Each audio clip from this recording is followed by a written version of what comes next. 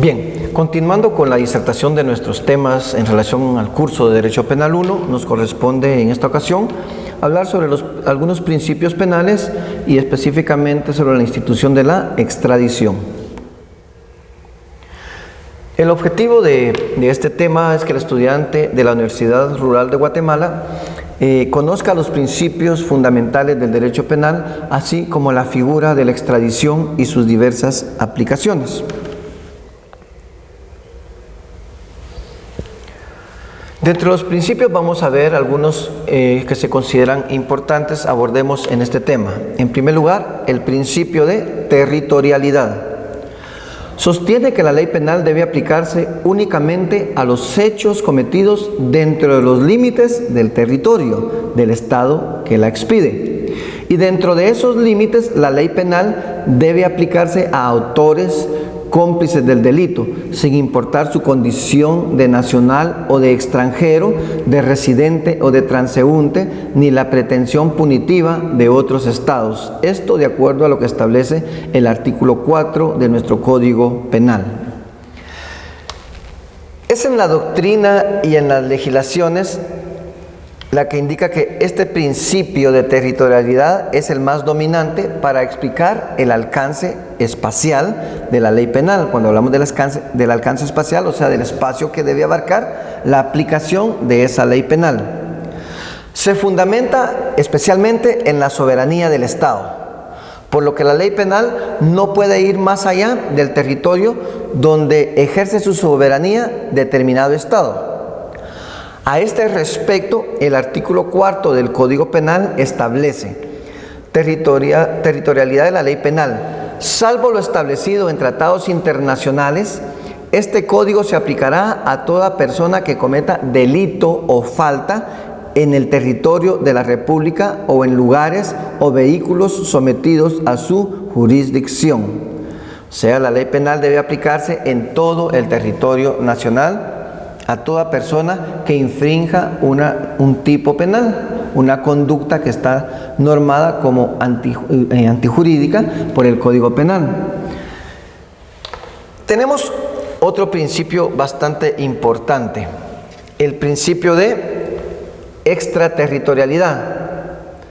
Es una particular excepción al principio de territorialidad ya expuesto y sostiene que la ley penal de un país sí puede aplicarse a delitos cometidos fuera de su territorio, tal y como lo establece el artículo 5 y 6 del Código Penal.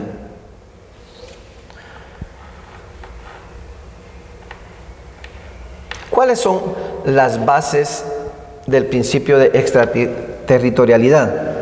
En primer lugar, este principio sienta sus bases en el principio de la nacionalidad o de la personalidad. La ley penal del Estado debe aplicarse a todos los delitos cometidos por ciudadanos por cualquier persona, ya sea contra sus ciudadanos o contra un extranjero. Delitos cometidos por ciudadanos aún en el extranjero. ¿Qué nos dice este principio de nacionalidad o la personalidad? Por este principio, la ley del Estado sigue al nacional donde quiera que éste vaya, de modo que la competencia se determina por la nacionalidad del autor del delito. Para que se aplique, es necesario que el delincuente nacional no haya sido penado en el extranjero y que se encuentre en su propio país, y se fundamenta ¿en qué? En un recelo o desconfianza, diríamos. ¿Desconfianza de qué? Que va a existir respecto de una posible falta de garantías al enjuiciar el hecho cometido por un nacional en un país extranjero. Como ya lo dijimos, tenemos el fundamento legal en su artículo 5, numeral 3 de nuestro Código Penal. También las bases del principio de extraterritorialidad se sientan en el principio real de protección o de defensa. Indica que un Estado no puede permanecer aislado frente a ataques contra la comunidad que representa por el solo hecho de que se realicen en el extranjero. ¿Qué quiere decir esto? De tal manera que la competencia de un Estado para el ejercicio de la actividad punitiva está determinada porque el interés lesionado o puesto en peligro por el delito sea nacional, por ejemplo, una falsificación de moneda nacional o extranjera, ¿verdad? Su finalidad es la defensa o protección de los intereses nacionales por ataques venidos desde el extranjero. Esto lo encontramos en su fundamento en el artículo 5, numerales 1, 2 y 5 de nuestro Código Penal.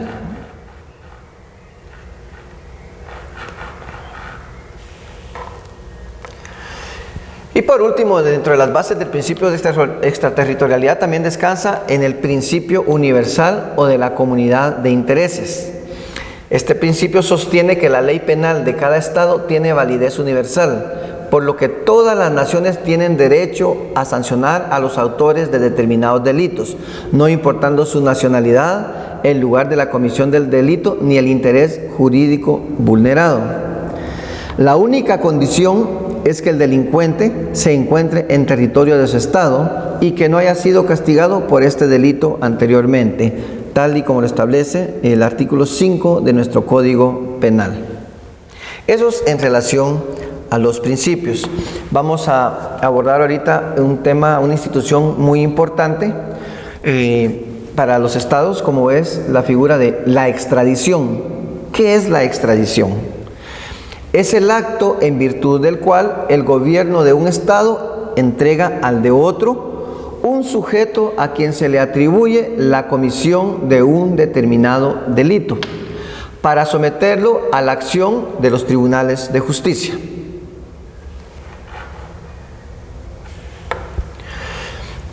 Vamos a ver la importancia y naturaleza de la extradición.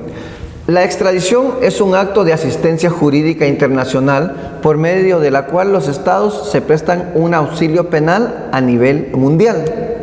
La extradición como una institución jurídico-penal internacional juega un papel de primer orden, por cuanto los países del mundo cada vez tienden a no ejecutar las sentencias extranjeras. Eso por un lado, y por el otro, dada la rapidez y multiplicidad de medios existentes, sin la extradición, los delincuentes escaparían a la justicia penal fácilmente, con solo refugiarse en un país distinto. Pero recordemos que en cuanto a la importancia y naturaleza de la extradición, no siempre fue reconocida universalmente la legalidad de la extradición. Muchos se pronunciaron en contra, argumentando que se atenta contra el derecho de libre acceso al territorio de un estado y contra el derecho de habitar donde se quiera. Pero el criterio general hoy en día es que ha sido en favor de esta figura de la extradición, que sí es importante, que sí es aceptada socialmente e internacionalmente. Se ha dicho, por ejemplo, que es un deber de cortesía internacional entre los estados, que es un acto de reciprocidad jurídica, que es un acto de asistencia jurídica internacional, que es un deber de los estados. Sin embargo, el argumento más generalizado y aceptado se orienta en la realización de la defensa social contra el delito, basado en un fundamento de justicia intrínseca. Contemporáneamente y para la mayoría de los estados modernos, la extradición es una verdadera institución de derecho, basada en tratados y convenios internacionales, así como en leyes especiales de la materia. En nuestro caso, en Guatemala, esta institución se fundamenta en lo que establece el artículo 27 de la Constitución Política de la República, el artículo 8 del Código Penal, los artículos 34 al 381 del Código de Derecho Internacional Privado o Código de Bustamante, que también es ley en el país, por haber sido aprobado por el decreto 15-75 de la Asamblea Nacional Legislativa del 10 de abril de 1929 y ratificado por el Ejecutivo el 9 de septiembre de ese mismo año. Para el Código de Bustamante, la extradición es un acto de asistencia jurídica internacional, por medio del cual los estados se prestan un auxilio penal a nivel mundial. Vamos a ver ahora clases de extradición. En relación a las clases de extradición, doctrinariamente esta institución se clasifica de la manera siguiente. En primer lugar, una extradición activa, que dice que se da cuando el gobierno de un estado solicita a otro la entrega de un delincuente.